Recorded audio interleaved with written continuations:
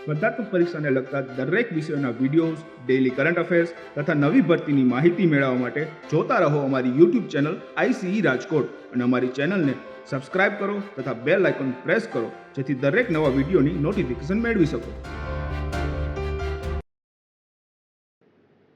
નમસ્કાર વિદ્યાર્થી મિત્રો, ICE ને યુટ્યુબ ચેનલ પર આપ સૌનું હાર્દિક સ્વાગત છે. મિત્રો, આપ સૌ જાણો છો કે આપણે GPSC mains to the point જે પ્રોગ્રામ ચલાવીએ છીએ એની અંતર્ગત આજનો વાર એટલે કે શનિવાર, જેમાં આપણે અર્થશાસ્ત્ર તથા વિજ્ઞાન અને ટેકનોલોજીના સંલગ્ન મેન્સના પ્રશ્નો ઉપર અભ્યાસ કરવાના છીએ.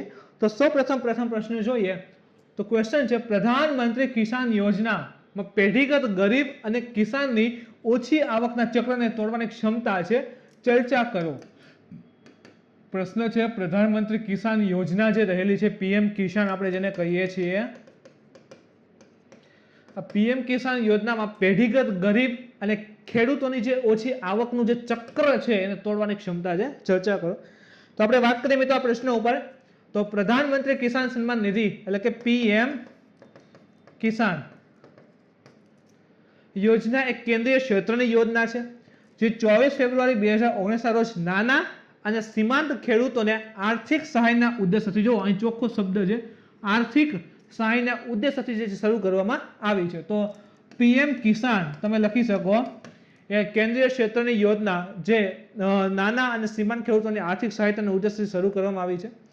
આ યોજનામાં શું હોય તો કે આ યોજના હેઠળ પાત્ર એટલે કે જેને મળવા યોગ્ય હોય તે ખેડૂત પરિવારને વાર્ષિક રૂપિયા 6,000 ના દરે સીધી આવક સહાય એટલે કે ડાયરેક્ટ બેનિફિટ ટુ ટ્રાન્સફર એના એકાઉન્ટમાં જે છે જમા થાય છે. વાર્ષિક 6,000 યાદ રાખજો. તો એટલી જે છે ને સહાય ખેડૂતને જે છે આપવામાં આવે છે. પ્રધાનમંત્રી કિસાન યોજના ખેડૂતોને કેવી રીતે મદદ કરે છે? આ યોજના દ્વારા કેવી રીતે, આપણે કીધું ને એનું જે ચક્ર છે એ કેવી રીતે તૂટશે એમ, તો કેવી રીતે મદદ કરે છે એની વાત કરીએ તો તરલતા બાધ્યતામાં ઘટાડો, જે લિક્વિડિટી હતી એને લઈને જે પ્રોબ્લેમ હતી, લિક્વિડિટી એટલે કેશને લઈને જે પ્રોબ્લેમ હતી એ ઘટશે. કેવી રીતે? ભારતમાં અડધાથી વધુ ખેડૂતો ઘરોમાં ઔપચારિક ધિરાણની પ્રાપ્તિ નથી. મોસ્ટ ઓફ કહેવાય ને કે અડધાથી વધારે ખેડૂતોને આખા ઇન્ડિયામાં 50% વધારે ખેડૂત ઘરોને એટલે કે ખેડૂતોને ઔપચારિક ધિરાણ જે આપે ને, ધિરાણ મળતું હોય એમ, એની પ્રાપ્તિ નથી. એમાં ખેડૂતને જે છે ખૂબ જ ઓછા વ્યાજ દર ઉપર અથવા તો નહિવત વ્યાજ દર ઉપર જ જે છે અમુક ટાઈમ માટે જે પૈસા એઝ અ લોન સ્વરૂપે મળતા હોય છે. તેમજ અન્ય દેશોની તુલનામાં ભારતમાં ઉત્પાદક સપોર્ટ જે છે ને ખૂબ જ ઓછો છે. આવી સ્થિતિમાં પ્રધાનમંત્રી કિસાન યોજનાએ ઇનપુટ્સની ખરીદી માટે ખેડૂતોને લિક્વિડિટી સંબંધી ખામીને પહોંચી વળી છે. ઇનપુટ્સની ખરીદી, ખેડૂતોને એના ખેતરમાં કાંઈ પણ વસ્તુ લગાવવી હોય, બિયારણ ખરીદવું હોય, ખાતર ખરીદવું હોય, કોઈ વસ્તુ અથવા તો કીધું ને સિંચાઈ માટે સુવિધા કાંઈ પણ કરવું હોય તો એને રોકડની રકમની જરૂર પડે. તો ઇનપુટ્સ, ખેતીવાડીમાં જે પણ ઇનપુટ્સની ખરીદી હશે એની માટે લિક્વિડિટી એટલે કે રોકડ સહાય જે છે એ પૂરી પાડેલી છે. આધુનિકરણમાં સહાય, હવે આ યોજના ખેડૂતો માટે એક સરળ રોકડ ટ્રાન્સફર યોજના તરીકે રજૂ કરવામાં આવી છે. સીધી એના સીધું ખેડૂતના એકાઉન્ટ હશે એમાં ટ્રાન્સફર થાય છે. ત્યારે આધુનિક ટેકનોલોજીઓને અપનાવવા તેની ભૂમિકા કૃષિના આધુનિકરણમાં નોંધપાત્ર ફાળો આપશે. હવે ડાયરેક્ટલી એના એકાઉન્ટમાં, આમાં પણ વાત કરીએ મુજબ કે એના એકાઉન્ટમાં પૈસા જમા થાય છે. હવે આ પૈસાનો ઉપયોગ જે છે એ એની જે જમીન છે, ખેતીવાડી છે, એને આધુનિકરણ કરવામાં મદદરૂપ સાબિત થઈ શકે છે. એક્ઝામ્પલ તરીકે ટપક સિંચાઈ પદ્ધતિને નખાવી હોય તો ધીરે ધીરે આ પૈસાનો ઉપયોગ કરી અને ટપક સિંચાઈની સુવિધાની બધી લગાડી શકે છે. તો એની ખેતી જે છે એને આધુનિકરણ કરવું હોય તો એના માટે મદદરૂપ થશે. હવે ટપક સિંચાઈ લગાવી તો સિંચાઈ માટે સુવિધા થઈ ગઈ. ઓકે, સિંચાઈ માટે પાણી ઓછું હશે, મે બી એના પાસે પાણી ઓછું હોય તો ટપક સિંચાઈથી પાણીની બચત થશે, એકના બદલે 2 પાક જે છે એ લઈ શકશે. તો ધીરે ધીરે એની આવકમાં શું થયું? વધારો થયો. આ ઉપરાંત કૃષિ વિજ્ઞાન કેન્દ્રોને આધુનિક ખેતી અપનાવવાના મુદ્દે આ યોજના ખૂબ જ પ્રસિદ્ધ કરી છે. જે કૃષિ વિજ્ઞાન કેન્દ્ર હોય ત્યાં પણ આનું જે અનાઉન્સમેન્ટ થાય છે એટલે કે આધુનિક ખેતી અપનાવવાના મુદ્દે આ યોજના ખૂબ જ પ્રભાવિત થઈ રહી છે કે ભાઈ આધુનિક ખેતી કરવી જોઈએ, એની માહિતી બધી આપવામાં આવે. ખેડૂતોને સ્પર્ધાત્મક બનાવવા, રોકડ ટ્રાન્સફરથી ખેડૂતોની ચોખ્ખી આવક, નેટ ઇન્કમ જે છે વધે છે. એટલે કે એને દર વર્ષે 6,000 તો એને સીધી કહેવાય ને કે સરકાર પાસેથી પ્રાપ્ત થાય જ છે. અને આ રીતે ખેડૂતોની જોખમ લેવાની ક્ષમતામાં વધારો થાય છે. હવે સપોઝ કે ચલો કોઈ ખેડૂત છે, ચલો હવે એ બિયારણ ખરીદે છે. હવે નવું બિયારણ બજારમાં આવ્યું છે પણ એ સાદા બિયારણ કરતા 3,000 મોંઘું છે. સારું, ચલો નવું બિયારણ છે સારું, પણ ખેડૂત પાસે જે છે ભાઈ જૂનું બિયારણ લેવા માટે 2000 જ છે અને આ બિયારણ જે છે નવું બિયારણ 5000 નું છે. હવે આના દ્વારા એને વર્ષે 6000 રૂપિયા સહાય આપવામાં આવી છે. હવે એને ખાતામાં પડેલ છે, તો એ 3000 માંથી ઉપયોગ કરી અને 5000 થઈ ગયા. ઓકે, તો હવે 5000 નું જે છે નવું બિયારણ લઈ શકશે. ઇન શોર્ટ એ જોખમ લઈ શક્યા, તો જોખમ લેવાની ક્ષમતા જે છે વધી જશે, જેનાથી ખેતીમાં જોખમી પરંતુ તુલનાત્મક ઉત્પાદન શું આવશે? વધી જાય. ઇન શોર્ટ કેમાં રોકાણ પણ થાય. જેમ કે ટપક સિંચાઈની આપણે વાત કરી કે સપોઝ કે ખેડૂતને જે છે શું થાય કે એને ખેતીવાડીમાં કેવી રીતે કે ભાઈ પાક ઉત્પાદન થાય, આવે વેચી અને પૈસા આવે પાછા ખેતીમાં એમાં લગાડીને ઘર પરિવાર ચાલે. હવે ખેડૂતે એના ખેતરમાં કંઈ નવું કરવું છે તો રિસ્ક લેવું જોશે ને કે ભાઈ આ નવું કરેલું છે, ચલો આ ટપક સિંચાઈ લગાવી, હવે એના પૈસા એને ઊભા તો કરવા જ પડે. હવે સપોઝ કે ચલો પાક ફેલ ગયો તો ભાઈ એના પૈસા માથે પડે, તો એના માટે આ જોખમ લીધું કે ઓકે ચલો પાક મે બી થોડો ઘણો ઓછો આવે છે પણ એને ટપક સિંચાઈ માટે એટલા પૈસા તો મળી જશે એમ. તો એ જોખમ લેવા માટે જે છે તૈયાર થઈ જાય છે અને એનાથી તુલનાત્મક ઉત્પાદનમાં રોકાણ લઈને શું આવે છે? વધારે આવે છે એમ.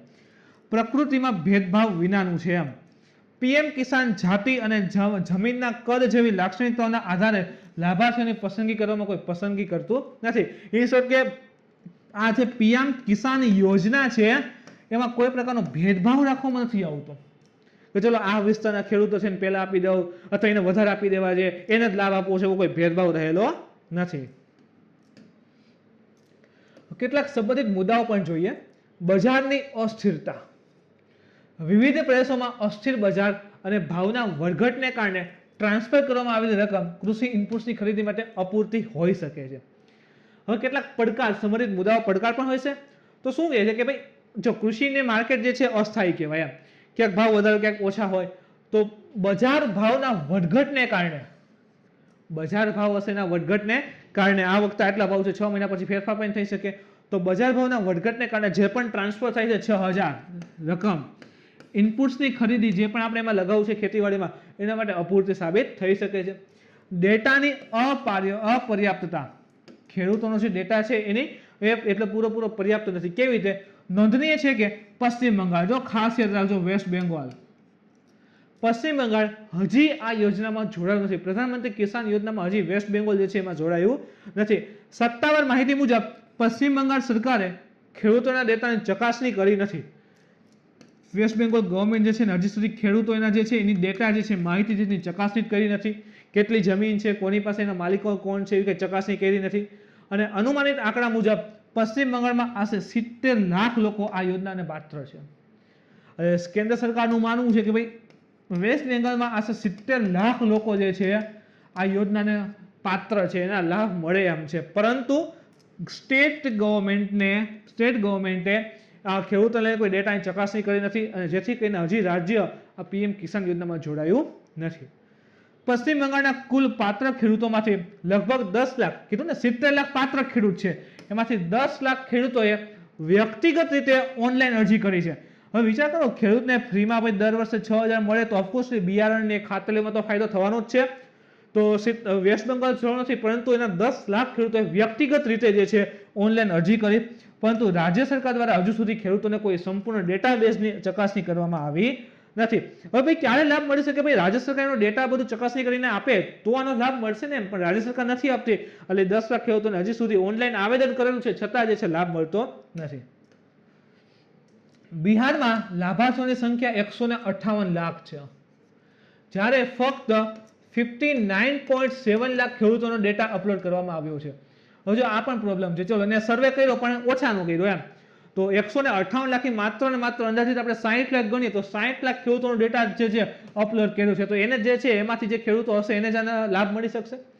રાજ્યએ લાભાર્થીની અરજી માટે એક અલગ પદ્ધતિ અપનાવી છે, જેના કારણે ડેટા ઓળખવામાં અને અપલોડ કરવામાં વિલંબ થાય છે. સ્ટેટે પોતાની આખી સિસ્ટમ અપલોડ કરી અથવા તો એને યુઝ કરી, જેને જ આ બધી પ્રોબ્લેમ જે છે ઊભી થઈ રહી છે. હજી એક વસ્તુ છે, જેમ કે ફરિયાદ નિવારણ મિકેનિઝમનો અભાવ જોવા મળે છે આની અંતર્ગત. આ યોજના અસરકારક ફરિયાદ નિવારણ માટે કોઈ માળખું જે છે પ્રદાન કરતી નથી. કોઈ ખેડૂતને કંઈ ફરિયાદ કરવી હોય તો એના માટેની આખી મિકેનિઝમ જે છે એ અહીં દેખાતી નથી. ઉદાહરણ તરીકે મહાત્મા ગાંધી રાષ્ટ્રીય ગ્રામીણ રોજગાર ગેરંટી યોજના, એટલે કે ટૂંકમાં કહીએ આપણે ગેરંટી માટેની કહેવાય રોજગારી માટેની ગેરંટી આપતી યોજના એ મનરેગામાં, રાજ્ય સરકારો હજુ પણ ફરિયાદોનું નિરાકરણ લાવવા અને ભ્રષ્ટાચારને કાબૂમાં લેવા માટે સંઘર્ષ કરી રહ્યા છે. તો રાજ્ય સરકાર શું તો કે મનરેગા હેઠળ જે પણ ફરિયાદો છે, ભ્રષ્ટાચાર ચાલી રહ્યા છે એનું નિવારણ ને બધું લાવવા માટે સંઘર્ષ કરે છે. તો ભાઈ કેન્દ્રમાં પણ આ વસ્તુ હોવી જોઈએ ને આમ. તો પણ અત્યારે આ પીએમ કિસાન આ યોજનાની અંતર્ગત એટલે પીએમ કિસાન માટે આ પ્રકારની મિકેનિઝમનો શું છે અભાવ છે, જ્યારે મનરેગામાં એમાં આ જોવા મળે છે. એના પછીનો પ્રશ્ન જોઈએ મિત્રો, ભારત વિશ્વની ફાર્મસી તરીકે ઓળખાય છે. ફાર્મસી એટલે કે આ જે દવાનું છે ને એ આખું એમ, તો વિશ્વની ફાર્મસી તરીકે ઓળખાય છે. જો કે ભારતીય ફાર્મા ક્ષેત્ર અનેક પડકારોનો સામનો કરવો પડ્યો છે, જેને સુધારણાની જરૂર છે. ટિપ્પણી કરો, આ પ્રકારનો પ્રશ્ન આપેલો છે. ફરી એકવાર રિપીટ કરું છું મિત્રો, ભારત વિશ્વની ફાર્મસી તરીકે ઓળખાય છે. જો કે ભારતીય ફાર્મા ક્ષેત્રે અનેક પડકારોનો સામનો કરવો પડ્યો છે, જેને સુધારણાની જરૂર છે. તો ટિપ્પણી કરવાની છે એના ઉપર. તો શરૂ કરીએ આન્સર મિત્રો આપણો. તો વૈશ્વિક ફાર્માસ્યુટિકલ ક્ષેત્રે ભારત એક મહત્વપૂર્ણ સ્થાન ધરાવે છે. ઇવન સર્વિસ સેક્ટરની અંતર્ગત આવે છે. ખાસ કરીને નોર્થ કોરિયા છે, ચીન છે, ઘણા દેશોમાં આપણે જે છે મોસ્ટ ઓફ દવાઓની નિકાસ પણ કરીએ છીએ. આફ્રિકન કન્ટ્રીમાં નિકાસ કરીએ છીએ. તો ક્ષેત્રે ભારત એક મહત્વપૂર્ણ સ્થાન ધરાવે છે, કારણ કે ભારત વૈશ્વિક સ્તરે એક જેનરિક દવાઓના સૌથી મોટા ઉત્પાદકમાંનું એક છે. જેનરિક દવા કોને કહેવાય તો તમને ખબર છે કે ધારો કે એક એ નામની દવા છે અને એક બી નામની દવા છે. એ નામની દવા આવે છે 1000 રૂપિયાની એક. તો જેનરિક દવા કદાચ 100 રૂપિયાની પણ હોઈ શકે અથવા એનાથી ઓછી પણ હોઈ શકે છે. એમાં ફેર શું હોય તો કે આ જેનરિક કહેવાય. આ કોઈ એક નોમિનેટર સારી કંપની બનાવી હશે, આ પણ કંપની જ બનાવતી હશે. ધારો કે આમાં આ કંઈક પેઇન કિલર છે, ચલો દુખાવાની દવા છે, અને આમાં જે મેઇન કમ્પોનન્ટ છે, એક્ટિવ કમ્પોનન્ટ જેને આપણે કહીએ એ એબીસી નામની દવા છે, જે મુખ્ય છે એ જ કામ કરતી હોય મેઇન દવા એમ. તો આ જે એબીસી નામનું મુખ્ય જે દવાનો કમ્પોનન્ટ છે, જેનરિક દવામાં એ જ કમ્પોનન્ટ હોય છે. જેનરિક દવામાં પણ એ જ કમ્પોનન્ટ હોય છે. પણ આ કહેવાય ને માર્કેટ આ તે ભાવ, બજારના ભાવ અથવા એની ખુદની માર્કેટ વેલ્યુ બધાના ભાવ ચડાવે છે, જ્યારે જેનરિકમાં એવું હોતું નથી. આને પોતાનો રાઇટ હોય એમ. અહીં જે છે ગમે તે દવાનું ડેવલપ જે છે એ કરી શકતા હોય છે. તો જેનરિક દવામાં સૌથી મોટો ઉત્પાદકમાંનું ભારત એક સમાવેશ છે. ઇવન તાજેતરમાં ભારતે ઘણા વિકસિત અને વિકાસશીલ દેશોમાં COVID-19ની રસી નિકાસ કરવાનો પણ એવો નિર્ણય લીધેલો છે.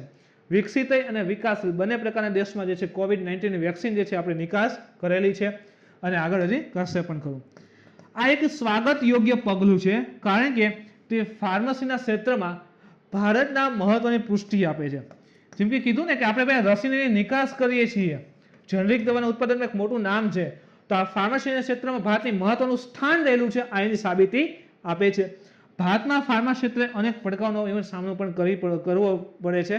જેમ કે ક્યાં કેવા પડકાર રહેલા છે ફાર્મસી ક્ષેત્રે જોઈએ તો ભારતમાં ફાર્મા ક્ષેત્રને લગતા કેટલાક પડકારો, જેમ કે ચીન પર આધારિતતા. જેનરિક દવાઓના વૈશ્વિક સપ્લાયર હોવા છતાં આખા વિશ્વના દેશોમાં આપણે સપ્લાય કરીએ છીએ. African countries, south American countries છે, આના સિવાય એશિયાના ઘણા બધા કન્ટ્રીઝ છે. તો આપણે વિશ્વના લગભગ મોસ્ટ ઓફ દેશોમાં આપણે દવાઓ, જેનરિક દવાઓ સપ્લાય કરીએ છીએ, છતાં ભારતીય ફાર્માસ્યુટિકલ ઉદ્યોગ ડ્રગ ઉત્પાદન માટેના કાચા માલ માટે ચીન પર આધાર રહે છે. કાચા માલ ડ્રગ ઉત્પાદન માટે જે પણ બેઝિક વસ્તુનો કાચો રો મટીરિયલ જોઈએ છે, ક્યાંથી આપણે આયાત કરીએ છીએ? ચીનથી આયાત કરીએ છીએ. આ કાચા માલને સક્રિય ફાર્માસ્યુટિકલ ઘટકો એપીઆઈ સક્રિય ફાર્માસ્યુટિકલ ઘટકો કહેવામાં આવે છે. ભારતીય દવા ઉત્પાદકો તેમની કુલ જથ્થાબંધ દવાઓની જરૂરિયાતોના 70% જેટલી ચીનથી આયાત કરે છે. તો જે કાચા માલ આપણે કીધું ને, કાચા માલ આપણે ચીન ઉપર આધાર રાખીએ છીએ. કાચા માલને ફાર્માસ્યુટિકલમાં કહીએ છીએ સક્રિય ફાર્માસ્યુટિકલ ઘટકો એટલે કે એપીઆઈ કહેવાય. અને ભારતનું જે ફાર્મા ક્ષેત્ર છે, દવા ઉત્પાદકો જે છે, એમની કુલ જથ્થાબંધ દવાઓની જરૂરિયાતનો 70% ચીનથી જે છે આપણે આયાત કરીએ છીએ આ રો મટીરિયલમાં. ઉત્પાદન ક્ષેત્રનું સંકોચન. ભારત એક એવું ક્ષેત્ર છે કે જ્યાં દવા ઓછા ખર્ચે બનાવવામાં આવે છે અને તે પેટન્ટ ફ્રી દવાના સરળ ફોર્મ્યુલેશનનો નિકાસ કરે છે. કીધું ને કે ભાઈ જેનરિકની દવા બનશે એમાં પેટન્ટ ન હોય, ગમે તે વ્યક્તિ, ગમે તે કંપની જે છે એનું બનાવી શકે છે. તો જ્યાં સસ્તામાં એક તો દવા બનાવવામાં આવે છે, સરળમાં કહેવાય ને ઓછા ખર્ચમાં દવા બનાવે અને એ પણ પેટન્ટ ફ્રી હોય છે, એટલે ગમે તે વ્યક્તિ આ પ્રકારની દવા અન્ય રીતે બનાવી શકે છે, જેથી કરીને સરળ ફોર્મ્યુલેશનનો નિકાસકાર પણ થયો છે.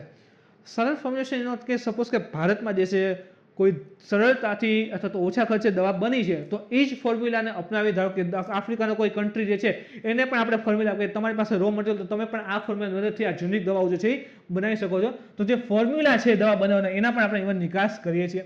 જોકે તાજેતરમાં ઉત્પાદકો દ્વારા ઉત્પાદકની મહત્વપૂર્ણ પ્રવૃત્તિઓને અન્ય દેશોમાં સ્થાનાંતરિત કરવાને કારણે દેશના ફાર્માસ્યુટિકલ મેન્યુફેક્ચરિંગ ક્ષેત્રમાં ઘટાડો થયો છે.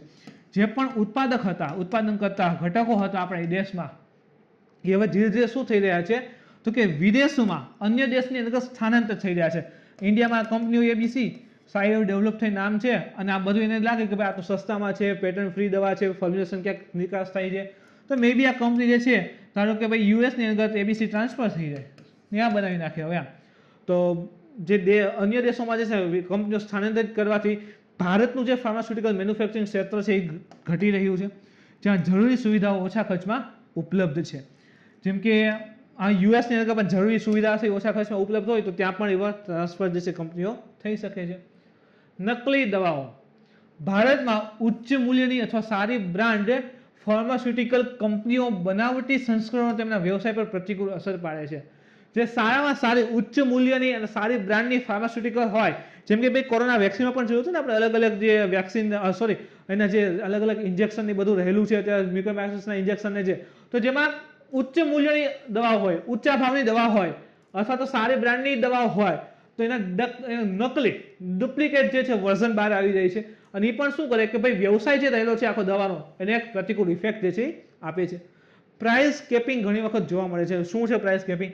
તો દેશની વસ્તીના મોટા ભાગે આજે જેનરિક દવાઓ વધુ સસ્તી બનાવવા માટે ભારતીય ફાર્માસ્યુટિકલ ઉદ્યોગને સરકાર અને નાગરિક સમાજ બંને દ્વારા દબાવનો સામનો કરવો પડી રહ્યો છે. પ્રાઇસ કેપિંગમાં શું થશે? દેશની આપણે જાણીએ છીએ ભાઈ અંદાજિત 136 કરોડ જેટલી વસ્તી છે ઇન્ડિયાની. હવે આટલી વિશાળ વસ્તીને જે છે જેનરિક દવાઓ વધારે સસ્તા રીતે મળી જાય, સસ્તી તો છે કે હજી પણ સસ્તી મળે એ માટે સરકાર, એ માટે ગવર્મેન્ટ અને જે આપણી સોસાયટી છે એ બંનેનું જે છે પ્રેશર જે છે હંમેશા ફાર્માસ્યુટિકલ ઉદ્યોગ ઉપર રહેતું હોય. જેમ કે અત્યારે જોઈને મ્યુકોરમાઇકોસિસની હતું, મ્યુકોર છે, કોવિડ છે, કેન્સરની થેરાપી છે, તો આ બધામાં શું થાય કે એની જે ઇન્જેક્શન આ તેનો કોસ્ટિંગ છે દવાનો કેમ વધારે છે.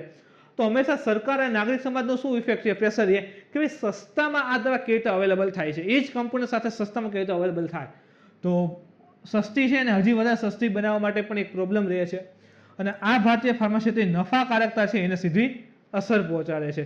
હવે હજી વધારે સસ્તી બનશે તો કંપનીને નફો ઓછો થશે તો કંપની પોતે જે છે કહેવાય ને ડિસઅપોઇન્ટમેન્ટ થઈ જાય. એના પછીનો પ્રશ્ન જોઈએ મિત્રો, ડિજિટલ ડિવાઇડ દ્વારા તમે શું સમજો છો? ડિજિટલ ડિવાઇડ કોને કહેવાય? એક તો આ પ્રશ્ન થઈ ગયો. ભારતમાં તેની અસરો અંગે ચર્ચા કરો, આ બીજો ભાગ થઈ ગયો. ડિજિટલ વિભાજનને દૂર કરવાના સંદર્ભમાં કેટલાક પગલાઓની રૂપરેખા આપો, આ ત્રીજો ભાગ થઈ ગયો. તો ત્રણ પ્રશ્ન છે. આ પ્રશ્ન 3 ભાગ થઈ ગયા. ડિજિટલ ડિવાઇડ દ્વારા તમે શું સમજો છો એટલે એનો અર્થ આપવાનો છે.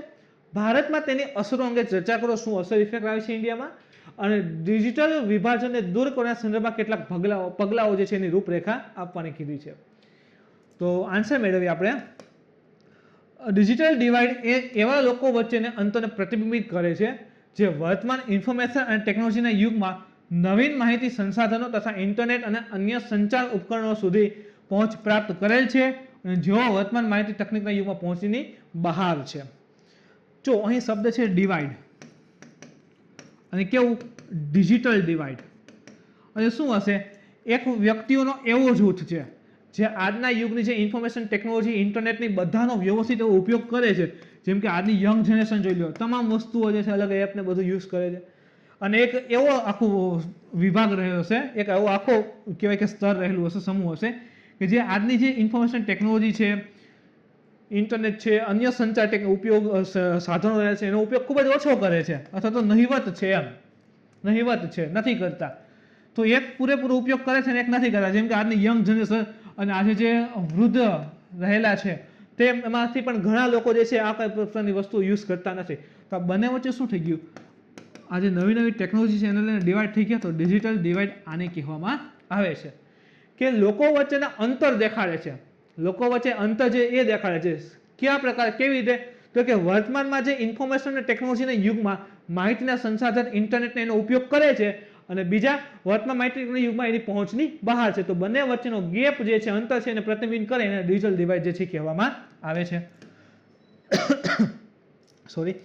પહોંચ પ્રાપ્તિના આધારે એક તો પહોંચ પ્રાપ્તિ કે ભાઈ અમુક જે છે એનો ઉપયોગ કરે છે ને અમુક જે છે ઉપયોગ કરી શકતા નથી, તો આ બંને વચ્ચેનો ગેપ ડિજિટલ ડિવાઇડ કીધો.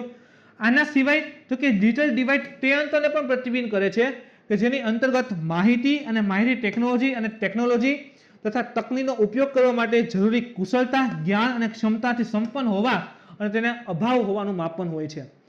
હવે સમજો, એક તો કીધું કે ભાઈ ઉપયોગ કરે છે, નથી કરતા, એ બંને વચ્ચેનો ગેપ. બીજી વસ્તુ એવું કહે છે કે જેની પાસે આને લઈને જ્ઞાન છે, એને લઈને પૂરેપૂરી કુશળતા છે, એની જે ક્ષમતા છે એ છે, અને એક એનો અભાવ હોય. એવું પણ પોસિબલ બને ને કે ચલો ભાઈ એક બાળક છે 4 વર્ષનું, એને મોબાઈલ યુઝ કરતા આવડે છે, ચલો ગૂગલ નહીં કરતા આવડે છે, ક્લિયર. અને એક બીજું બાળક છે 4 વર્ષનું, એને આ પ્રકારનું આવડતું નથી કંઈ યુઝ કરતા. હવે સપોઝ કે આની પાસે સાધન નથી અને આની પાસે છે, તો એ કઈ કામનું ખરું? હવે આને ઉપયોગ કરતા આવડે છે પણ છતાં એની પાસે સાધન નથી અને આને ઉપયોગ કરતા આવડતું નથી, તો આ બંને વચ્ચે પણ ગેપ છે.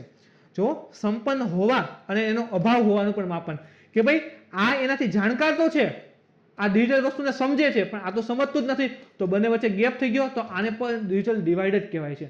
એટલે કા ટેકનોલોજી ઇન્ટરનેટનો ઉપયોગ કરતા હોય અને ન કરતા હોય એની વચ્ચેનો ગેપ, અને હજી વધારે કેવું હોય તો કે જે ટેકનોલોજી છે એને લઈને એની ક્ષમતા હોય, એના વિશે જ્ઞાન હોય, એને યુઝ કરવા માટે કેપેબલ હોય, અને બીજી તો એને યુઝ કરવા માટે કેપેબલ વિશે જ્ઞાન ન હોય, તો બંને વચ્ચેનો ડિફરન્સ ડિજિટલ ડિવાઇડ જ કહેવાય છે. નોંધનીય છે કે ભારતમાં મોટા પ્રમાણમાં ગ્રામીણ, શહેરી અને આંતરરાષ્ટ્રીય ડિજિટલ વિભાજન જે છે જોવા મળે છે. તો ગ્રામીણ ક્ષેત્ર પણ છે, શહેરી ક્ષેત્ર પણ છે, અને ઇવન ભારત અને અન્ય દેશની સરખામણી કરીએ તો ઇન્ટરનેશનલ લેવલ પર પણ ડિજિટલ ડિવાઇડ જે છે જોવા મળે છે. ભારત વિશ્વનો બીજો સૌથી મોટો સ્માર્ટફોન બજાર હોવા છતાં ફક્ત 30% વસ્તી પાસે સ્માર્ટફોન વપરાય છે. આજે પણ આપણા વૃદ્ધની તમે જો તો સાદો નોકિયાનો આપણે ગઢા હોય દાદાની સાદો નોકિયાનો ફોન આવે ને એ વાપરતા હોય છે. તો એક ટેકનોલોજીની વાત છે, ઇન્ટરનેટ નહીં છે, બીજી વસ્તુ સાદા ફોન છે. તો એ બને હવે દાદાને આપણે કંઈક આ ફોન લીધું તો કે મને ન ફાવે એવા બધા ફોનમાં ટચ ને કંઈ આવડે નહીં, તો આ શું થયું? ડિજિટલ ડિવાઇડ થઈ ગયું. તો ભલે વિશ્વનો સૌથી મોટો બીજી વસ્તી ધરાવતો બીજા નંબરનો દેશ થયો, છતાં આપણી પાસે માત્ર જો, અને બીજી વસ્તુ સૌથી મોટો સ્માર્ટફોન બજાર છે, છતાં માત્ર 30% વસ્તી પાસે જ આપણે સ્માર્ટફોન જે છે એ યુઝ કરે છે. હવે એની અસર શું આવે એના ઉપર વાત કરીએ. વર્તમાન યુગ માહિતી અને સંદેશા વ્યવહાર ટેકનોલોજીનો યુગ છે. આપણે જાણીએ છીએ કે કરન્ટલી ઇન્ફોર્મેશન ટેકનોલોજીનો યુગ જે છે એ ચાલી રહ્યો છે.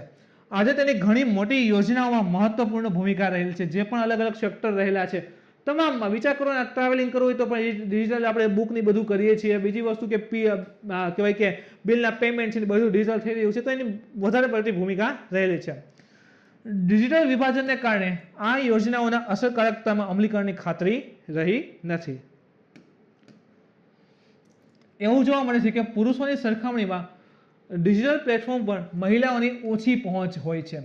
પુરુષની સાપેક્ષમાં ડિજિટલ પ્લેટફોર્મ પર મહિલાઓની પહોંચ કેવી છે? ઓછી છે. અને તેનો સીધો પ્રભાવ ક્યાં પડે? રોજગારી ક્ષેત્રે છે અને સ્ત્રી પ્રતિનિધિના રૂપમાં દેખાય છે. હવે ડે બાય ડે આ ડિજિટલ માધ્યમ આવી રહ્યા છે. હવે સ્ત્રીઓની ભૂમિકા ઓછી છે, સ્ત્રીઓની પહોંચ ઓછી છે, તો શું થશે? હવે અત્યારે ઇવન તમે ભણ્યા છો પણ આ બોર્ડ છે, આ બધું ડિજિટલ તો છે. હવે ડે બાય ડે આનો ઉપયોગ કદાચ મહિલાઓ નહીં કરે તો શું થશે? કે ભાઈ પાછળ રહી જશે. બીજી વસ્તુ કહીએ તો સીધી એની ઇફેક્ટ આવશે રોજગારી ઉપર. ત્રીજી વસ્તુ જોઈએ તો સીધું એનું પ્રતિનિધિત્વ જે છે એ પુરુષો સાપેક્ષમાં ઓછું થશે. સો આ વસ્તુ અત્યારે જોવા મળી છે, પણ હા ધીરે ધીરે હવે કવર પણ થઈ રહી છે. ડિજિટલ વિભાજનને કારણે અર્થવ્યવસ્થાની માંગ અનુસાર કુશળ અને કાર્યક્ષમ માનવ સંસાધનનો વિકાસ થઈ રહ્યો નથી. હવે તમને વિચાર કરો કે ભાઈ ચલો એક યુએસએ લઈએ અને આ સાઈડ આપણું ઇન્ડિયા લઈએ. હવે યુએસએ કેટલું ટેકનોલોજીમાં એમાં આગળ છે, સાપેક્ષે ઇન્ડિયા લઈ લઈએ. ઇવન આપણે એને જુઓ તમે આ સાયન્સમાં એમાં રિસર્ચ છે, ટેકનોલોજીનો યુઝ છે, બંને દેશમાં ડિફરન્સ છે, તો આ ડિજિટલ ડિવાઇડ થઈ જશે. હવે માંગ અનુસાર યુએસની માંગ છે ભાઈ સારા એવા ટેકનોલોજીને જાણકાર લોકો, એન્જિનિયરિંગ કરતા જાણકાર, નવી નવી ટેકનોલોજીને શોધ કરતા લોકોની અમારે જરૂર છે. પણ હવે ઇન્ડિયામાં એ વસ્તુની ખબર નથી. તો આ શું થઈ ગયું કે ભાઈ માનવ સંસાધનનો વિકાસ જે છે એ થઈ રહ્યો નથી. આ શેના લીધે? ડિજિટલ ડિવાઇડને લીધે. હવે ભારતમાં જે છે આ વસ્તુ કંઈ નવી વસ્તુ યુએસમાં થયું કે નવી ટેકનોલોજી ઇન્વેન્શન થઈ છે, શોધ થઈ, ઇન્ડિયામાં લાગુ નથી પડતી, ઇન્ડિયામાં નથી આવી, તો આ લોકો આગળ નીકળ્યા ડિજિટલ રીતે, એની સાપેક્ષે આપણે પાછા રહી ગયા, તો આપણું માનવ સંસાધનનો વિકાસ શું થઈ ગયો? ઊભો રહી ગયો એમ. ઉપાય શું આના? તો ડિજિટલ ઇન્ફ્રાસ્ટ્રક્ચરનો સર્વાંગી વિકાસ, જે પણ ડિજિટલ ઇન્ફ્રાસ્ટ્રક્ચર છે ને એનો સર્વાંગી બધી રીતે વિકાસ થવો જોઈએ. અને ભારત એક નેત્ર પ્રોજેક્ટ આ દિશામાં જે છે એક સારું પગલું ભરી રહ્યું છે. તો ક્યાંક ને ક્યાંક પૂછાય એસેમાં ગમીને તો આ લખજો કે ભારતનો એક નેત્ર કરીને પ્રોજેક્ટ છે આ દિશામાં આગળ વધી રહ્યો છે. મહિલાઓ, દિવ્યાંગો અને ગ્રામજનો માટે અનુકૂળ ટેકનોલોજીના વિકાસને પ્રોત્સાહન પણ આપવું જોઈએ. આપણે કીધું ને ભૂમિકા ઘટે ને એટલા માટે મહિલાઓ, દિવ્યાંગોને પણ સાથે રાખવાના અને ગ્રામજનો, કારણ કે ગામડાના વિસ્તારમાં જે ડિજિટલ ડિવાઇડ વધારે જોવા મળતું હોય છે, તો એના બધા માટે અનુકૂળ ટેકનોલોજી, એને જે યોગ્ય લાગે ત્યાંથી જે છે ધીરે ધીરે ટેકનોલોજીને પ્રોત્સાહન આપવા જોઈએ. ડિજિટલ પ્લેટફોર્મ પર અંગ્રેજી ભાષાનું વર્ચસ્વ મર્યાદિત કરીને સ્થાનિક ભાષાઓનો ઉપયોગથી પ્રોત્સાહન આપવું જોઈએ. જેમ કે આપણે ખબર હોય કે આપણે દાદા મોટી ઉંમર ના હોય એને આપણે કદાચ સ્માર્ટફોન લઈને દઈએ તો એમ કે ભાઈ આમાં ગુજરાતીમાં બધું કરી દે, એનો મતલબ શું? તો સ્થાનિક ભાષા ગુજરાતીમાં સમજી જાય. તો જે પણ પ્રકારના ડિજિટલ પ્લેટફોર્મ છે એમાં અંગ્રેજી ભાષાનું વર્ચસ્વ મર્યાદિત કરવું અને જે આપણી લોકલ લેંગ્વેજ હોય છે, સ્થાનિક ભાષા હોય, એના ઉપયોગને પ્રોત્સાહન કરવું જોઈએ. જેમ કે હું તમને આખો ચલો આપણે ડિજિટલી ભણી રહ્યા છીએ, હવે આ બધું ઇંગ્લિશમાં હશે અને હું સંપૂર્ણ રીતે ઇંગ્લિશમાં બોલે જ જાઉં તો હવે ઘણાને પ્રોબ્લેમ આવે છે કે ભાઈ આ શું છે આટલું બધું, એના કરતાં ગુજરાતીમાં સમજો સરળતાથી સમજી શકીએ. તો સ્થાનિક ભાષા જે છે એનો ઉપયોગને પ્રોત્સાહન આપવું જરૂરી બની જાય છે. આગળ જોઈએ એમાં તો મહત્તમ સંખ્યામાં લોકોની પહોંચ સુનિશ્ચિત થાય તે માટે માહિતી સંચાર ઉપકરણોને આર્થિક રીતે પોસાય તેવા બનાવવા જોઈએ. જેમ કે ફોન જ લઈ લો, સ્માર્ટફોન. એક જમાનો તો કોઈ સ્માર્ટફોન જે છે એમ જોવા મળતા, માન કે સ્માર્ટફોન છે અને આજે ઘરે ઘરે છે ને, તો શું થયું કે ભાઈ એની કોસ્ટિંગ પ્રાઇસની બધું ડાઉન થયું, નીચું થયું, બધાને પરવડે એ પ્રકારનું બન્યું. તો શું થયું? બધાને એ ટેકનોલોજી સુધી પહોંચ બની.